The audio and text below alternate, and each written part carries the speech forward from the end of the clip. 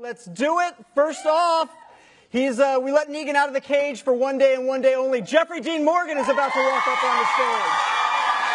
There he is, right there. Far end.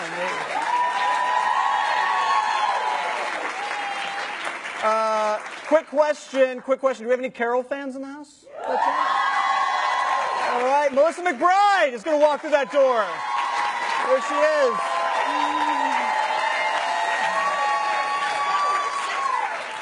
Right, Mr. Jeffrey. There's the single spot. Anyone fixing for a Dixon? No chance? Norman Reedus is here. Norman Reedus is in the house. There he is.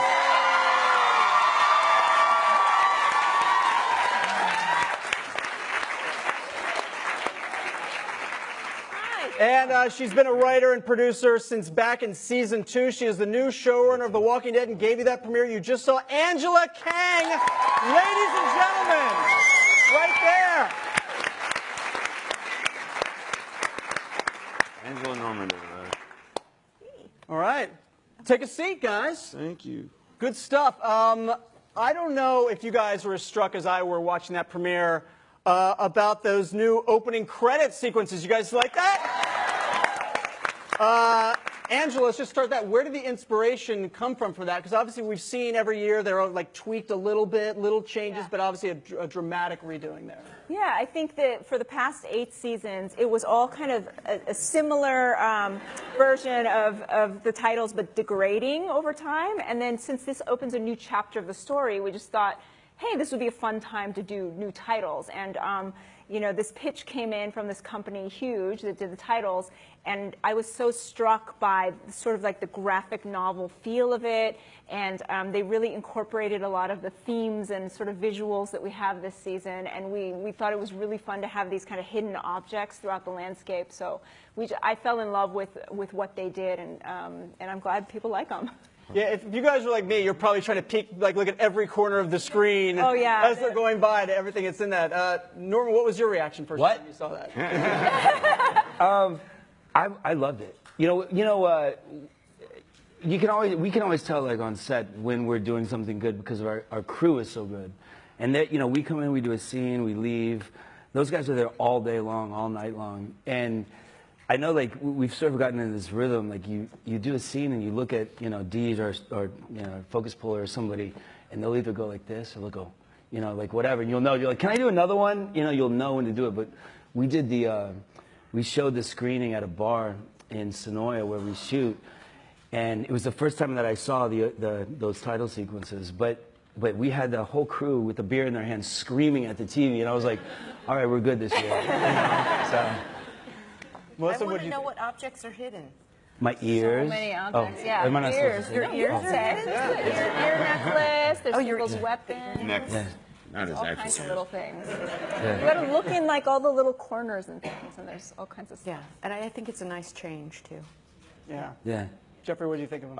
Thumbs up, man. I love the kind of the graphic novel feel, and I think exactly what Angela says. I think this is a year of change, and it was time for those credits to get an update. And damn it, there you go. Well, we're talking about change, and there is a lot of change. And what I noticed was the first sort of 8 seasons of The Walking Dead was all about society breaking down. Right? And now it seems to me, watching this beginning of season 9, it's about society now being built back up. And you might think, oh, there's not going to be problems with that, but there are a lot of issues with that. Talk about in the writer's room just what seems like a pretty fundamental shift and where that whole idea came from. I think it starts first and foremost with where we are in the graphic novel story, like in the comics. It has been a story about this little scrappy group of survivors going from place to place, trying to figure it out, like figuring out how to deal with the zombies. And then, time passes, and they've kind of like got a handle on the zombies. But, it's really the human interactions and the interactions between different communities that's getting really difficult, because they are trying to rebuild something that feels like a human civilization that we'd remember. But of course, like, they have so many challenges because the world is still overrun by the dead. But on top of that, it's these people who have risen up on the show as leaders, as friends, you know, like Daryl and Rick and Carol, you know, like every single person, they have different ideas about how you move forward. And even though they're people that love each other and respect each other, you know, that doesn't mean they always agree with each other. And so they get into different kinds of conversations and conflicts than we've seen like during the period of war, because now they're trying to rebuild. And that's a monumental task, you know, throughout human history. And that's a lot of what we talked about in the writer's room. Does it feel different, Norman, like in terms of that sense and the story and what you guys are telling this year? You know, I mean, I said this, and I hope it came off correctly, but before, you know, we had...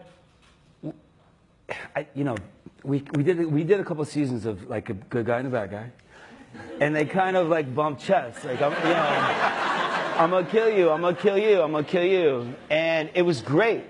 But you know, under a woman's leadership right now, because I mean this whole train is driven by women right now, like the writers, the actresses, and everyone's killing it.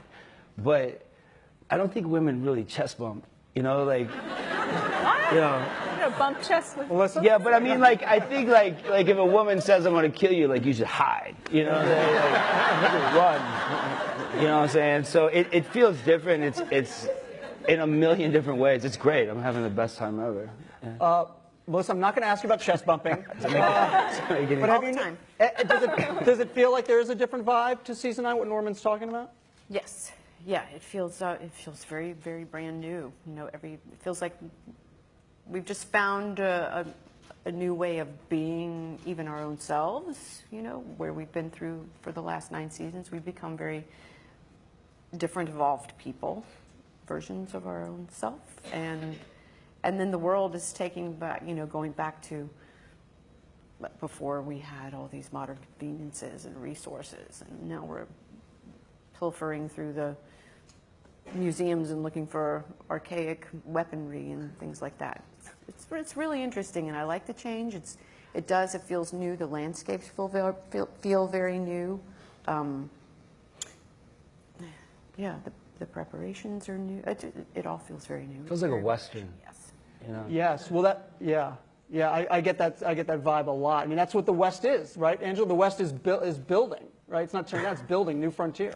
Yeah, I mean, I think these are like the pioneers trying to like figure out how to reclaim like their place in the world. You know, I think you know, in the premiere episode that you all saw, they walk over this glass floor, and they're in the American history wing of the museum, and you know, there's kind of like a map of the U.S. underneath, and like you kind of can't really see it. It's not meant to be like just in your face, but it says manifest destiny, because it's kind of like what they're doing. It's like they're trying to like figure out like, can we expand our civilization here? You know, like how do we figure out like who we are, where we are, like how do we take it back from the dead? Obviously, we know Andrew Lincoln's saying goodbye this season. You guys have talked a lot about that. Sure, we'll be talking a lot about that moving forward. But it's interesting because I've been lucky enough to go on set and see him work a lot, and this incredible preparation this guy puts into every scene. But what's not talked about a lot is what's often accompanies this preparation does is a lot of singing. And not necessarily in pitch singing, if we're going to be brutally honest. Jeffrey, you know what I'm talking about, don't you? Do I ever? Yeah, he is a special kind of singer. It's usually like the wrong words to like Yellow for Coldplay or something. But Andy always had a very special way going into every scene. And you could tell by his song choice how irritated he was as the bad guy. I knew if I was getting to him just by his singing and what he was singing. Yeah. What's some of the just most off-the-wall, craziest stuff you guys have seen him do before? Because I've certainly seen a lot. Melissa, what's some of the stuff you've seen Andy do before some of his big takes, just to get himself sometimes physically, sometimes emotionally in the right place? There's one that's really beautiful and very curious to me, is how he's standing usually when, well, He could be kneeling. He kneels and he stands, but usually he just kind of walks off and then he goes. Stares at his hand. You have to make the noise. Oh, you can make the noise. It's really weird. Yeah. All right, let's kill this pig. Kick this pig. Kick this Oh, pig. kick this pig, Yeah. not kill it. I said shoot. I said shoot this pig. Well, the pig's got everyone sick back in season 4, so I think he's still holding a grudge. Norman, what do you think of some of his histrionics before he does a big take? Do you have a favorite move of his? I mean, he's ridiculous. Let's just say it. Yeah. He's a total idiot. You know, I will say, though, that, you know, I had the good fortune, and Melissa and I being there in, you know, season 1. And, I mean, he does all this weird, crazy stuff, and, you know, but he was always first on set, always last to leave. He was the first one to say hello to the new people. You know, he and Jeffrey DeMond and Sarah, Wayne Callies and John Bernthal, and all of them set a certain tone on that set that everyone tries to live up to. I remember when Jeff came on the show, I was telling him it's like a huge family, you know, and that core group really set the tone for all of us. And, you know, I mean, as goofy as that guy is, he really, you know, he would do this thing, you know, he'd make the noises and kick the pig and all this other stuff, and I'd be like, come on, do it again. And he'd go, come on, guys, let's kick this pig. And I'm like, they're not listening, do it again. But, you know, that core group really set the tone. I have to say, like, you know, everybody that is on the show and leaves the show always talks about that. So, you know, we forgive him for being a total moron. You know what I always love about Andy is his intensity was always like at Mach 400, but you understand that for, like, you know, scenes that are like physical. There could be like fight scenes and people are doing push-ups or whatever they have to do to get veiny and excited. But Andy would do that for, you know, having to say hello. You know, there was never a change to his preparation depending on what the scene was. It could be a massive fight scene or it could be him answering the door and smiling. It was always like something nutty. But Yeah, you disappear around the corner and then you hear this guttural. I guess he's ready. All right, roll cameras. I've slapped him so many times with that scene. Like, literally, he's like, hit me, and I'm like, pop. Yeah, like, yeah, he goes Mach whatever. But it's interesting, Norma, you say how he set the tone. He #1 on the call sheet for that long. Now that he's not there, what is the tone of the set? Has it changed at all? Horrible. I was going to say so much better. I mean, you know, we still have that in our crew. We still have it, you know, in our writers. It's still there. That tone is still there. But, you know, I mean, I've done not other TV so much, but you know, other jobs where you don't have that. And everyone took this job super serious from the get-go. And, you know, there's zombies, and there's samurai swords, and there's rednecks with crossbows. You know, there's all these things that if you didn't play it for real, it could spin off into some other thing. And everybody played everything 100%. So that tone is still there. That never left, you know. I mean, we're talking about Andy a lot here, and we should be. He deserves it. But I'm listening to Norman saying all these great things. Norman, Melissa, the tone is set. There's a lot of people on this that have been here for a long time that are as great as Andy was. And if it was someone else leaving, if it was Norman or Melissa, we'd be having the same conversation. It's not just Andy. He's weirder than the rest of us.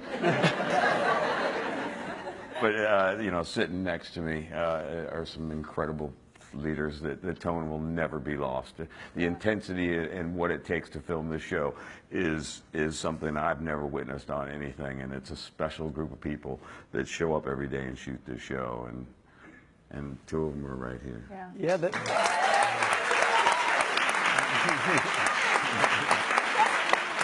Chest bump. These are the two OGs. These are the two from know. season 1 right here. The royal couple of The Walking Dead. Melissa, you and I have talked about this many times before, how you're like, okay, maybe I'll be in this show for an episode or two. You know, they're going to get rid of me. I still always feel that way. and yet, you know, as Jeffrey just pointed out, we've talked about one of 2 original cast members still here at season 9. It's got to blow your mind a little bit. It does blow my mind. I don't even know what to say. It's, and it also feels like 9 years is a long time, but it feels like yesterday. Yeah. Does it to you? Yeah. Yeah, it just flew by. And I still feel like I haven't had time to wrap my head around how big this thing has become. I can't believe I'm still on the show. I need more time to figure this out. And I'm just like, you've had enough. Just shut up. I was watching the marathon, and I came in, I turned on the TV, and it was you and I in the trailer, the Cherokee Rose thing. And I was just like, whoa, you know. Did you fall in love with Daryl then? With the whole thing again. But, you know, it was so wild to look at that. I couldn't stop looking at it. Yeah, it's great. I like Carol and Daryl. Well, I think everyone does. That was so sweet. That Cherokee Rose episode was really sweet. And so sweet, the scene we just saw in the premiere, I mean, where you see these two, I mean, like, these two have a connection. It may not be a romantic connection, but there's a definite connection that we've felt all the way back. Please.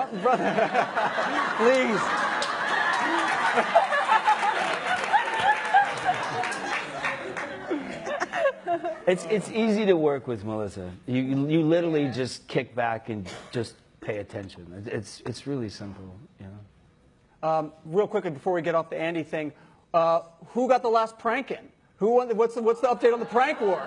Let me just say something. Right?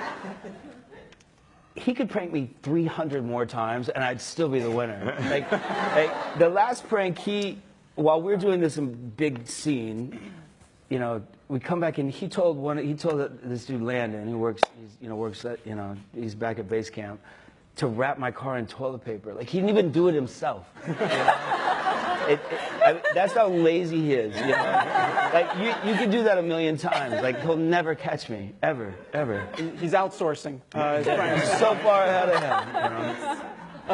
You know, Jeffrey, it's amazing with Negan, because Negan is this guy, he's such an electric character, makes this electric entrance.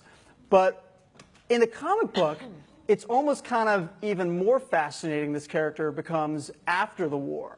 And, you know, we'll see how that's going to play out on screen. Yeah. He's still Negan. He's still that guy, but we see different aspects. He does change. There are changes in him as well. What's it like being able to play this character now sort of after the fall? Well, I mean, you're right. I mean, I think when he came on the show, as great as it was for me and Negan the last couple of years, there was a feeling of oppression for the rest of the show, and I think that was very much meant to be, and that's why, you know, it's such a new vibe this year for everybody, and it has this new kind of feeling for everyone except for Negan. I mean, who has got a new feeling, but it's not a good one. But you're right. I think the comic book journey and where he goes, I mean, we're certainly at the point now where, you know, where it left off last year. I think everybody knows that he's in the Slammer. And I just think Negan having to deal with Negan has been a hell of a battle. And I don't think anything that he had ever thought he'd be having to do, for one, he doesn't do well by himself. And is really looking for anyone to communicate with him. But I think that inner battle has been very interesting to play. I think Angela and her team has had some fun writing it, but doing it right it's been a great challenge, and I've had a lot of fun with it. But you know, the great thing, we don't get to see it in the premiere, unfortunately. But you know, I've been on the show for a bit now, and what this has enabled me to do is finally work with some actors that you know, when I joined the show, I was like, oh, I love this cast. I was such a huge fan of this show, and I finally am getting to do some scenes with actors that I've only waved to in the morning, you know, which has been great. It's afforded me that. But as you know, Negan's journey is this year has been a hard one, and we'll see what is in store for him, certainly. I know you can't say a whole lot about this, but I mean, I think the interesting thing is, and maybe you can sort of give us a sort of rough outline. Rick, on one hand, spared him, kept him alive. On the other hand, he locked him up. Yep. So how is Negan going to sort of react to that? Well, there's one thing about Negan and Rick. I think there's definitely a love-hate relationship there. But the one thing that Negan can do, unlike anyone else, is he knows how to push Rick's buttons. Yeah. And Negan could be on his deathbed, which, you know, we've seen him on his deathbed, and he's still got something to say to Rick. I think his best moments of kind of being Negan are if Rick's around. I think he kind of lives for those moments. I think that the facade that Negan puts up, because he is having a hard time in jail, but I think he lays there for months on end just praying, is this going to be the day that Rick comes to visit me so I can needle him a little bit? Yeah. Dude, I went to set one day when he was doing that version, and I called everybody. I was like, it's amazing. Like, Jeff's doing amazing work this year. Like, I mean, like will blow your mind. It's really good stuff. I agree. I just have to say, like, you know, just watching the cuts, like, you know, we all know Jeffrey's an amazing actor, but just his range as an actor, it's just on full display, and I just think he blows me away. Yeah.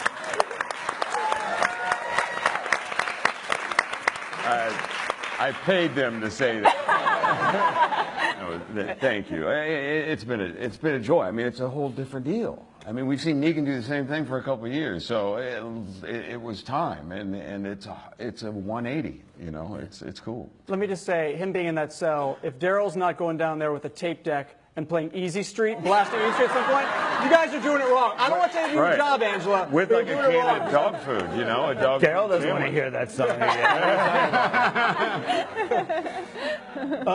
So guys, Carol's in LUV, it looks like. Just saying. You know, Melissa, this is interesting though, because I feel like we haven't seen Carol in a happy, healthy relationship where her mind was right. I mean, she had the Tobin thing, but she was still struggling with a lot of stuff. You never saw that sort of joy, and you see some joy here in her. When things start off, it feels like, which must be nice to play. Well, yeah, you know, we're getting into it. Did I read something that you were like, he needs like a new kitty cat or something?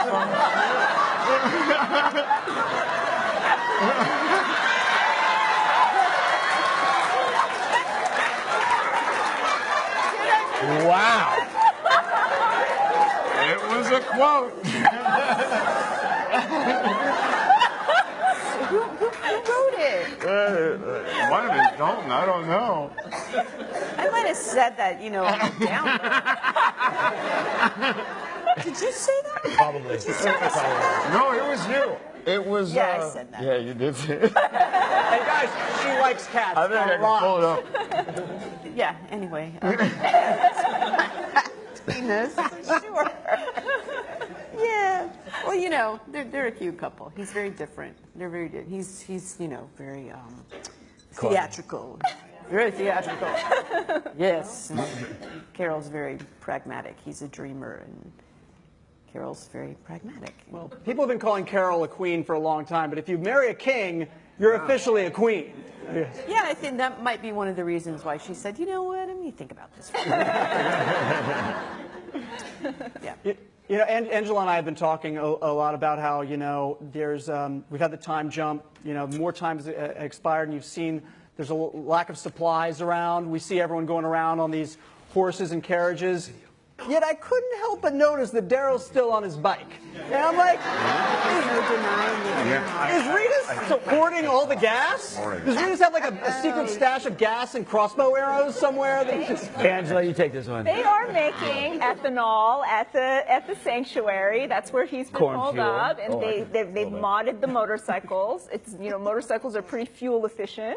Norman also doesn't want to ride a horse. I'm scared of horses, but I mean, Willie Nelson runs his whole tour bus on cornfield. You know, it's a thing. It's a thing. It's a thing. Show of hands, who wants to see Norman Reedus on a horse? Put him down. Put him down. Put him down. Put them all down. You and I spoke. Listen, we saw you and Rick have the big knockdown brawl, right? But you guys look like you're going to have some tension this season, and this is interesting because you guys might be fighting it, but maybe more with words than fists this time. It's an ideological fight, right? Yeah, you know, a lot of that relationship, Rick and Daryl, especially in the first half, is Daryl wants to be heard. You know, I think Rick is so driven by things he has to do for Carl and all these ideas he has to complete, and he's sort of they're overtaking his brain. But I think how you empower people is you make them part of the discussion, and I think you can't blindly follow Rick's dreams forever if he doesn't have everyone's support. And I think you see that with Maggie and Daryl not agreeing with Negan and all these things, but a lot of that relationship is Daryl's just like, you're not listening to me, you know, and that comes to a head, which ultimately like ends up being an argument, but you've cleared the air and now we can move past it, you know. So there's a reason to it, you know. But yeah, that happens.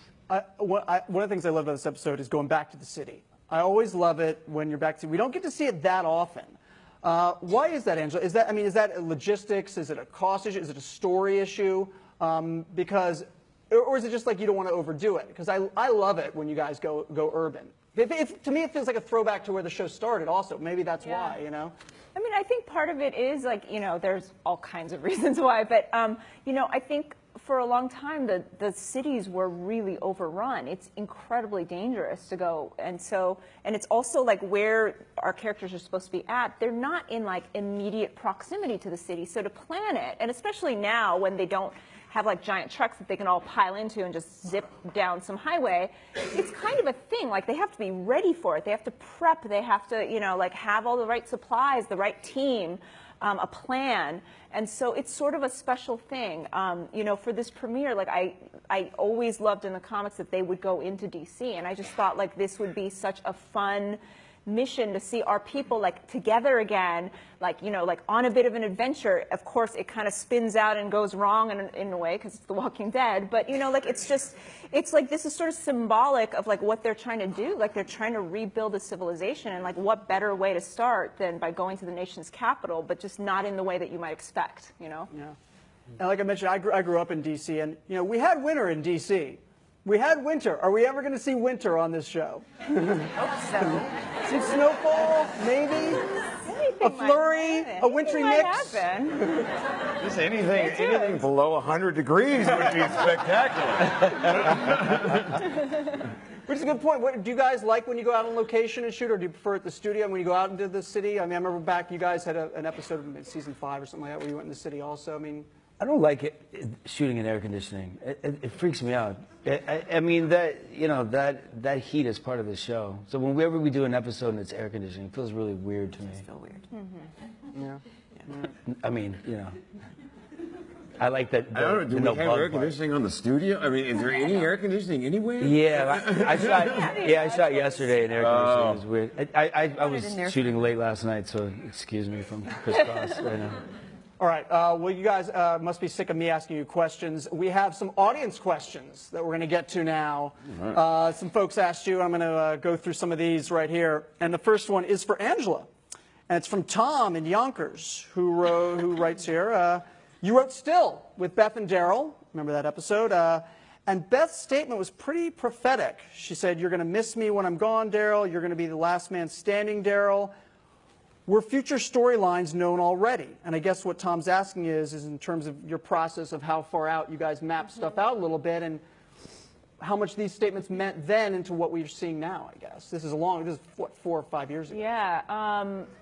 We had an idea that, you know, at the end of that season that Beth would be taken. And so we knew that at the time that episode, that I was writing that episode. And so that was sort of like pointing towards something that was happening, you know, like, and we do map out stuff quite a bit in advance, but sometimes we only know like the major kind of orange cones along the way. And also sometimes the plans change. And so we didn't know like every stop along the way of that story, but we had an idea of what was to come. And so, yeah, that was part of, you know, the foreshadowing of that season. And we knew that there would be stories coming up where Daryl would lose people that were really important to him, you know, and that's part of what informs him as a character. It's part of what he had to like overcome and move on with and, you know, carry. And so, yeah, that was definitely part of the story planning for that episode. All right, this one's going to JDM over there on the end. Does the prop department keep more than one Lucille ready, and do you get to take any of them home? From Alan. I will never tell. Yeah, we have one that's a little bit softer for when I'm hitting heads.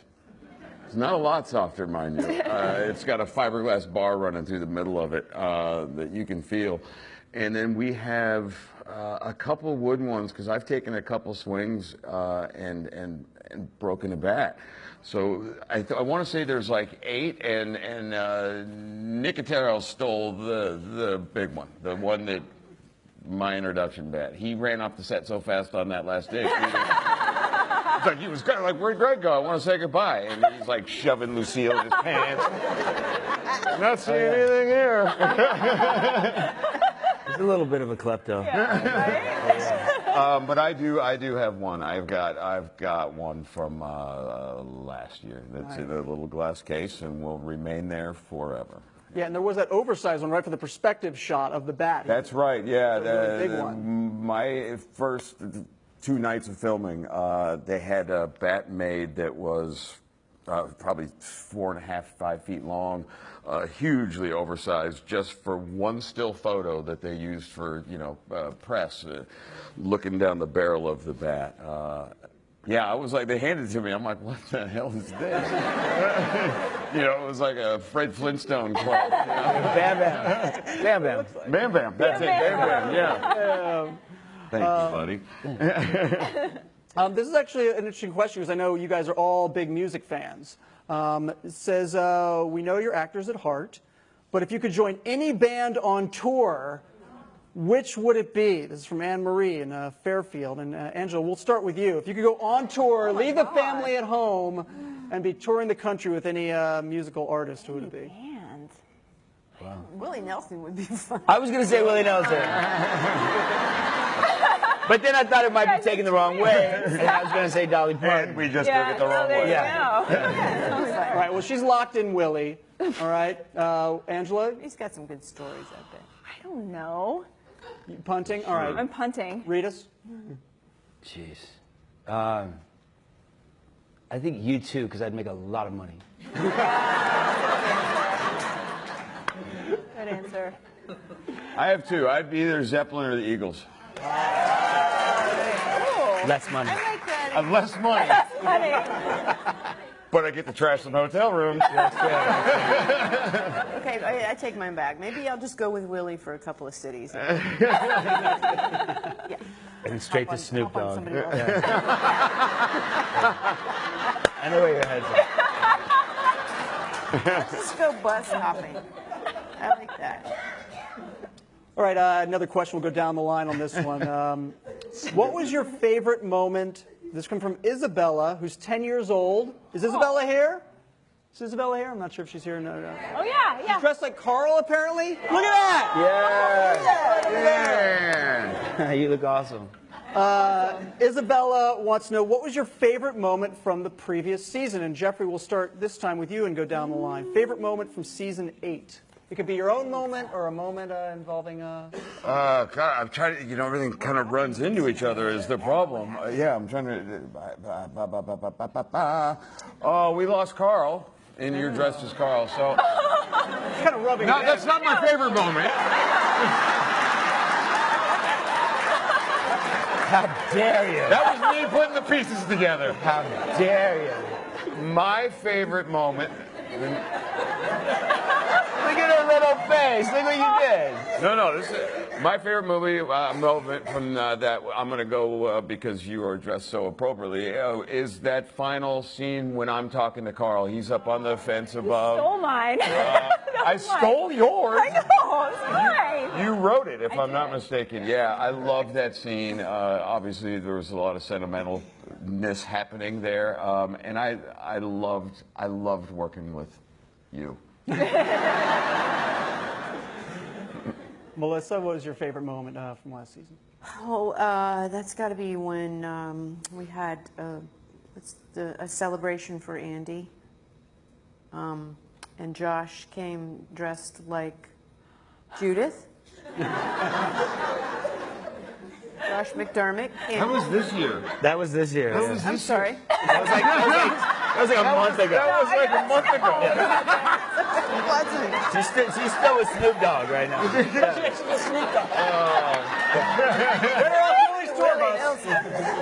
That was really good, though. Yeah, I'm sorry.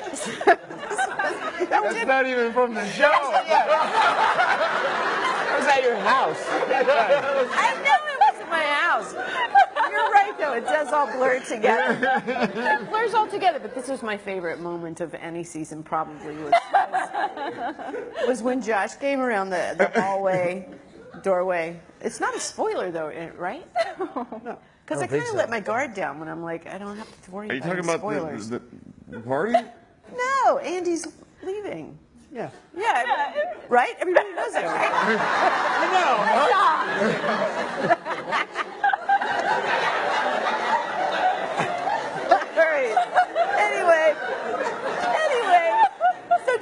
So Andy's sitting in the chair. We've come up with some things that are really fun to honor him and make him feel special and all that stuff. I should be telling this story next season. But anyway, so Josh comes around the corner and nobody's expecting it, and he's got like a diaper on and a pacifier, and he's talking to his dad, or Judith talking to Rick. Like, but with it like an attitude, like Episode 4 this year. Didn't he say something about "you're not my dad"? Yeah.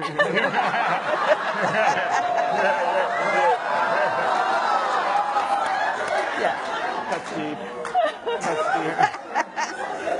Okay, so that was my favorite season from. I mean, my favorite thing from.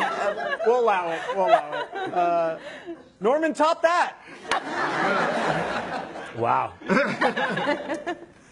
I mean, I liked the fight with Andy, but this is another story. I remember Jeff had a fight with Andy, right? So Jeff calls me in the morning, and he goes, it was like the afternoon. Well, I think it was like, I don't know, like noon or something. He calls me, and he's like, "Oh, tonight's gonna suck." And I go, "Why?" And he goes, "Andy's gonna get jacked on coffee. He's gonna punch me in the face." And I'm like, "Just talk to him, like work it out before you get there." He's like, "You don't understand. He's gonna get super excited. He's gonna drink 30 coffees. He's gonna punch me in the face." And then my other line rings, right? And it's Andy. I go, "Hold on." And Andy, it's like, you know, he doesn't have to be on set for like 5 hours. He's like, "Yeah, so anyway, hey, here's what I do." He's driving the car from Atlanta to set, and he's got music, and he's talking a million miles an hour. And he's like, "Yes, this is what I'm gonna do. I'm gonna do a karate kick to the groin, and chop him in the neck. I'm gonna do this, I'm gonna add all this stuff." And I go, "Hold on one second. You're dead."